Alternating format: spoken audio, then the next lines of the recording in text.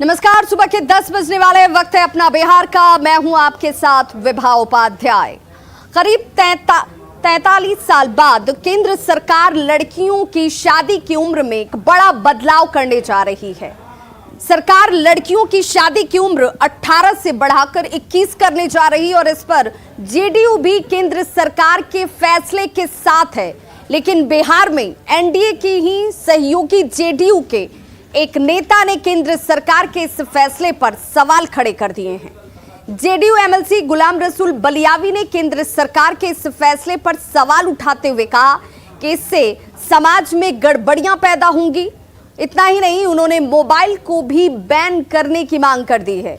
सुनिए क्या कुछ कहा बलियावी ने। तो सबसे पहले हम आपको यह बताते चलें कि आखिर कानून क्या और इस कानून को लेकर आखिर परेशानी क्या है। जरा इन ग्राफिक्स के जरिए आप समझने की कोशिश कीजिए। लड़कियों की शादी की उम्र क्या है और कितना फैसला का विरोध आखिर क्यों? बालिग होने की उम्र क्या होगी? फैसले पर लेकर समर्थन आखिर इसका क्यों किया जा रहा है? लड़कियों को आगे बढ़ने का हक मिलेगा, उनके पास उम्र पर्याप्त होगी, जिसे लेकर विरोध के तौर पर क्या कुछ स्थितियां हैं वो भी आपके टीवी स्क्रीन पर। सामाजिक गड़बड़ी का अंदेशा जाहिर कर रहे हैं विरोध करने वाले लोग। फैसले का समर्थन करने वाले लोग कह रहे हैं कि लोगों को, लड़कियों को आजादी हासिल होगी। शादी की उम्र बढ़ाने से लड़कियों के सामने आगे बढ़ने के लिए रास्ते खुलेंगे, आयाम मिलेंगे। ये 18 से 21 का सेंस हमको समझ में नहीं आ रहा है कि क्या इसके पीछे की डिजाइन है। जो सामाजिक बसावट है, तो यहाँ समय से पहले ही जो आफत और मुसीबत ये मोबाइल के डब्बे से निकल आया है, तो पहले तो जिन चीज़ों पर को बैंड करना चाहिए। तो अब सवाल ये उठता है कि पहले के रूल और कानून के हिसाब से 18 पास है तो 18 पार कर गया तो उसको बालिग मान लेते हैं। तो अब क्या 21 के बाद उसको बालिग मानेंगे?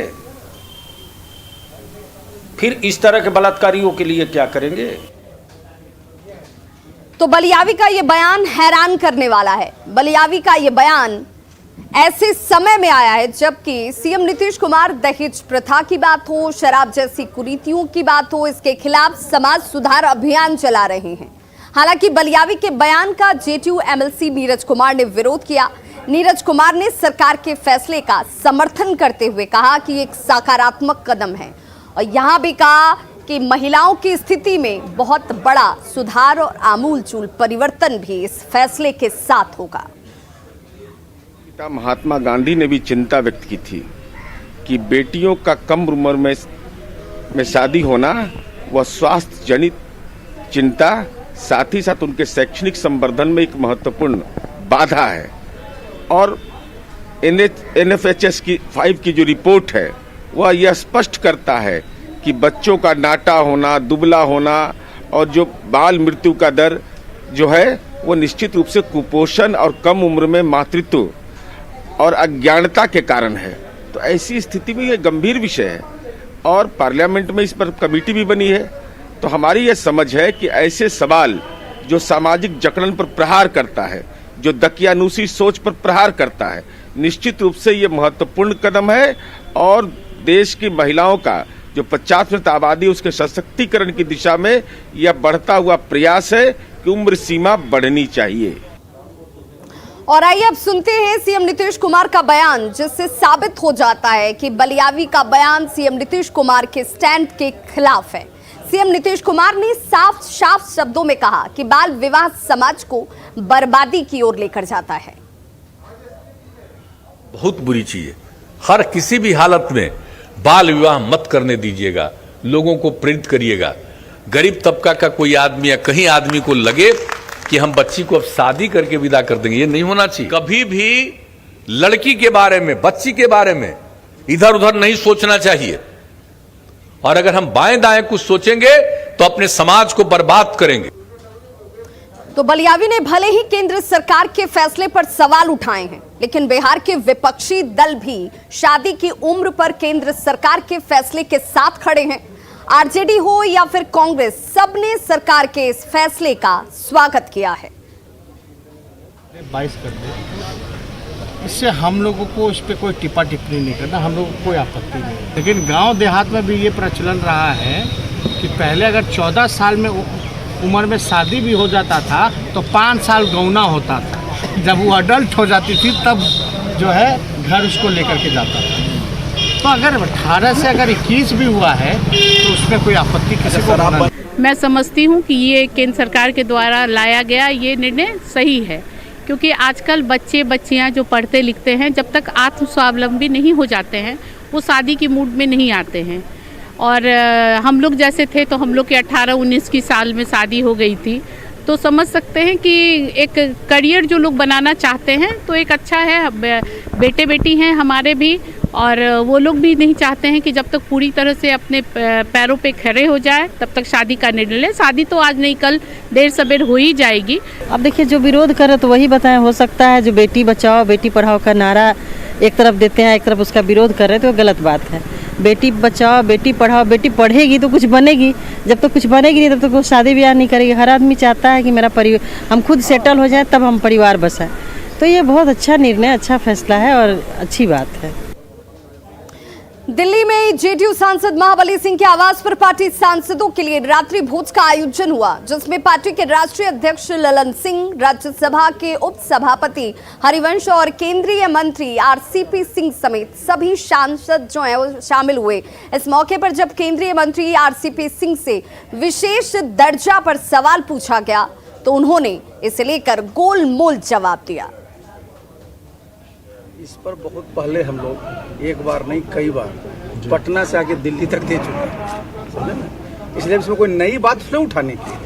अब सिर्फ ये है कि भाई कैसे ज़्यादा से ज़्यादा बिहार को जो है जितने भी विकास के कार्यक्रम उसका लाभ मिले, इसको इंश्योर करना। मुंगेर के लोगों के लिए 25 दिसंबर का दिन ऐतिहासिक होगा। उस दिन गंगा पर बने पुल का उद्घाटन मुख्यमंत्री नीतीश कुमार और केंद्रीय मंत्री नितिन गडकरी करने वाले हैं, और इस पुल के चालू हो जाने से उत्तर और दक्षिण बिहार के लोगों को काफी सुविधा हासिल होगी। पुलिस शिलान्यास पूर्व इस पुल का शिलान्यास पूर्व में किया गया था और पूर्व पीएम अटल बिहारी वाजपेयी ने इसका शिलान्यास किया था। अब ये लोगों के लिए खुल जाएगा, लोगों को एक बड़ी सहूलियत, एक बड़ी राहत जो है इस पुल के शिलान्यास के साथ और चालू होने के साथ ही हासिल हो जाएगी। मुंगेर वासी और खगड़िया वासियों के लिए जो चिर प्रतीक्षित जो योजना थी मुंगेर रेल सह रोड ब्रिज, उसका 25 दिसंबर को संभावित उद्घाटन है माननीय मुख्यमंत्री जी और माननीय नितिन गडकरी साहब के द्वारा किया जाएगा। उसी की तैयारियों को और उसी का जायजा लेने हम लोग आए थे। 25 दिसंबर को भारत के पूर्व प्रधानमंत्री अटल बिहारी वाजपेयी जी का जन्मदिन पे मुंगेर वासियों को मुख्यमंत्री द्वारा ये सौगात मिलने जा रहा है। मुंगेर वासी नहीं बल्कि उत्तर बिहार और दक्षिण बिहार को जोड़ने का ये महासेतु है। तो दोनों उत्तर बिहार और दक्षिण बिहार के लोगों में हर्ष है। मुंगेर में जो पुल का उद्घाटन 25 तारीख को होगा उससे खुशी का माहौल है। यात्रा करने में सुविधा हो जाएगी, आने जाने में सभी लोगों को फायदा होगा, समय का बचत होगा और मुंगेर के लिए अच्छी खबर है।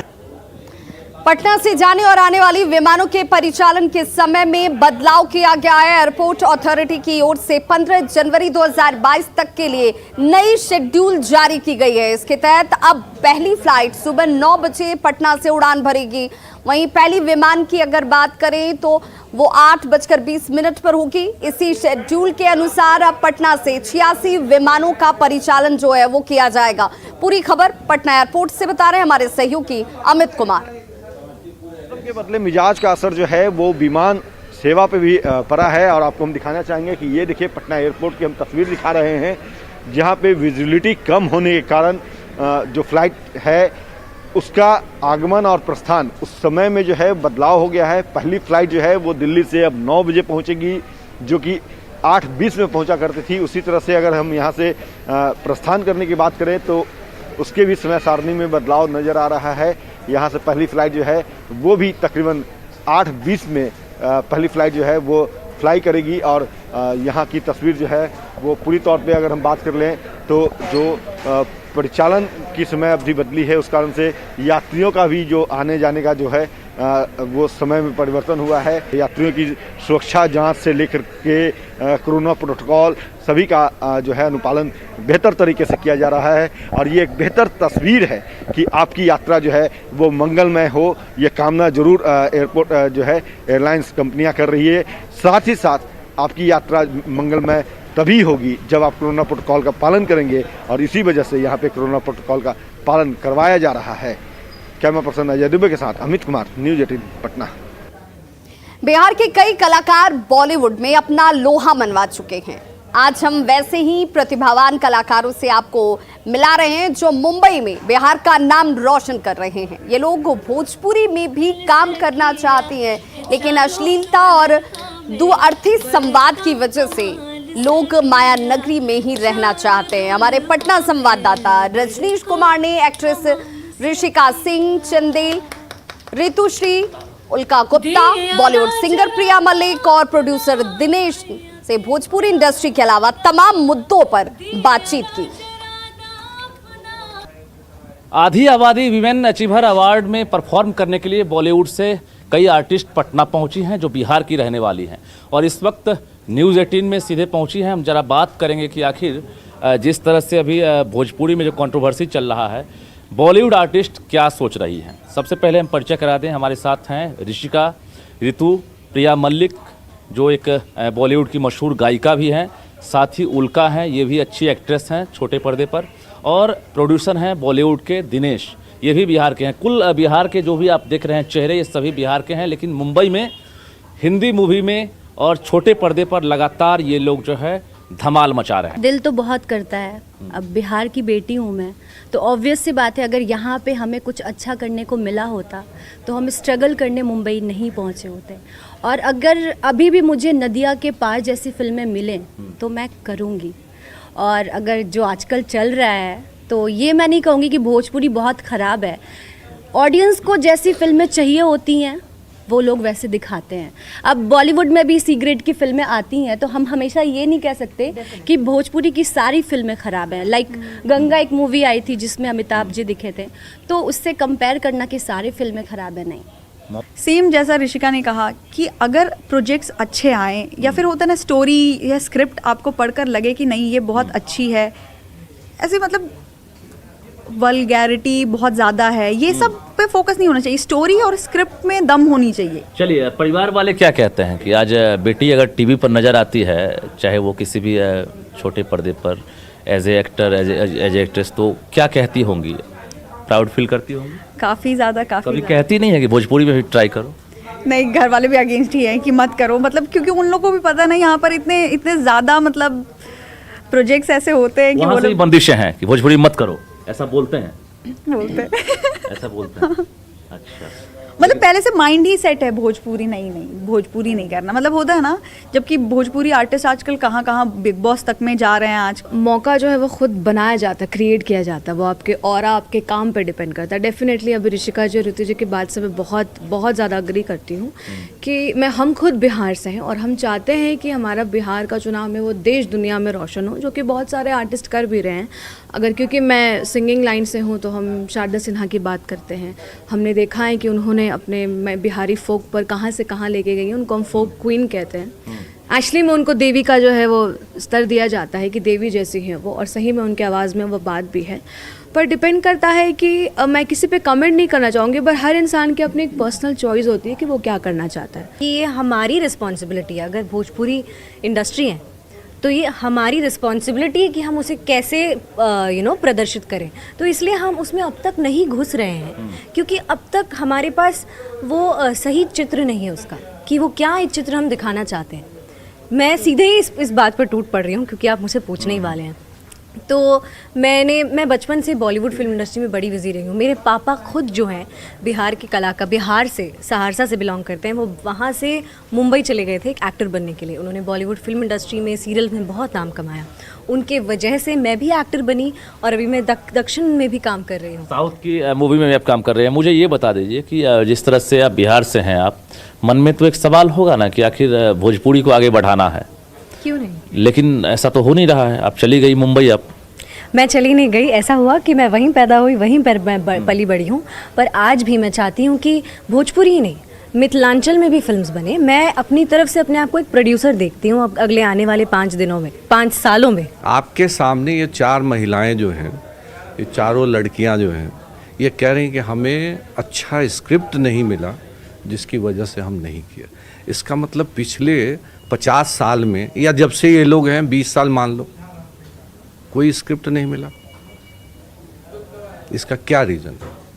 यहाँ के जो लोग हैं, ये लड़कियां हैं जो बॉम्बे जाके अपना हिंदी सीरियल में कर रही है, उल्का हो या ऋतु हो, ऋषिका के वक्त के साथ अब ना तो हिंदी मूवी में भी नदिया के पार्ट टाइप की मूवी आएगी और ना ही भोजपुरी में भी अब गंगा मैया तोरा पियरी चढ़ाईबा ऐसी ना आए कि ये लोग मना करने लगे। लड़कियां अगर जो कर नहीं सकती है वो फिर लोग देखेंगे कैसे। कैमरामैन मनीष जुनिया के साथ रजनीश कुमार, न्यूज़ 18 पटना। तो तमाम मुद्दों पर बेबाकी से अपनी राय रखने के बाद आइए अब आपको सुनाते हैं सिंगर प्रिया मल्लिक की आवाज में कुछ मनमोहक गीत अपने देसी अंदाज में। गजिया सुललन बाभा मनवा के भाग जागल हो, जुग जुग जिया सुललन बाभा मनवा के भाग जागल हो, ललना लाल होई है कुलवा के दीपक, मनवा में आस जागल हो, ललना लाल होई है कुलवा के दीपक, मनवा में आस जागल हो। आजो मिथिला नगर आने हाल सखिया, आजो मिथिला नगर आने हाल सखिया, है चारों दुल्हा में बड़का कमाल सखिया, चारों दुल्हा में बड़का कमाल सखिया। दिया राजा राधा अपना भैया के बुलादा, दिया राजा राधा अपना भैया के बुलादा, पुर पुर चढ़ाते लहरिया रे ननदी, दिया राजा राधा अंगूरी में डसले बिया नगनिया रे ननदी, भैया के बुलादा। रोज सवेरे उबटन मल के इतर से नहवाइब, 1 महीना के भीतर चम चम चेहरा चमकाइब, 1 महीना के भीतर चम चम चेहरा चमकाइब हो।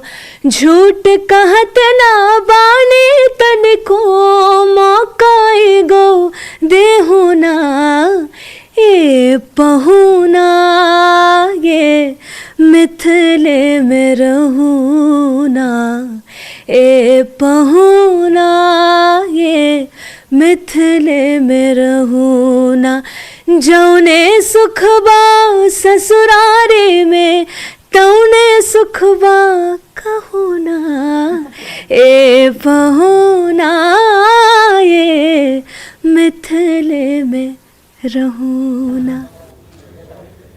देश और विदेश से रोजाना बड़ी संख्या में लोग विमानों से सफर कर पटना पहुंच रहे हैं, लिहाजा पूरे पटना एयरपोर्ट पर सैनिटाइजेशन का काम जो है नगर निगम की तरफ से चलाया जा रहा है। देखिए संवाददाता अमित कुमार की रिपोर्ट। देश के दूसरे राज्यों से लेकर के विदेशों से यात्री पटना पहुंच रहे हैं और इसको देखते हुए पूरे पटना एयरपोर्ट परिसर की बात करें तो सैनिटाइजेशन का काम जो है वो लगातार जारी है। यहाँ आप देख सकते हैं कि ये पूरा एयरपोर्ट परिसर जो है वो सैनिटाइज किया गया है और अंदर से लेकर के बाहर तक कह सकते हैं कि जो सैनिटाइजेशन का काम जो है वो लगातार जारी है। जो यात्री हैं उनसे भी कोविड प्रोटोकॉल का जो है अनुपालन जो है वो करवाया जा रहा है और यहाँ देख सकते हैं कि जो सैनिटाइजेशन का काम जो है वो पटना नगर निगम के द्वारा लगातार जो है वो किया जा रहा है। सैनिटाइज जो है वो नगर निगम कर्मियों के द्वारा जो है इस तरह से किया जा रहा है। तमाम जो यात्री हैं उनके बैग्स भी जो है वो सैनिटाइज किए जाते हैं और उसके साथ ही जो है यात्रियों को अंदर जाने की अनुमति है। तो ये तस्वीर जो है वो पटना एयरपोर्ट की है, जहाँ पे सैनिटाइजेशन का काम जो है वो इसी तरह से लगातार दिन में रह करके लगातार किया जा रहा है और पूरे एयरपोर्ट परिसर को सैनिटाइज करने के बाद ही यात्रियों को अंदर आने जाने की अनुमति जो है वो दी गई है। तो ये तस्वीर पटना एयरपोर्ट की है। कैमरा पर्सन अजय दुबे के साथ अमित कुमार, न्यूज़ 18 पटना। तो खबरों का सिलसिला लगातार जारी है, आप देखते रहिए न्यूज़ 18 बिहार झारखंड।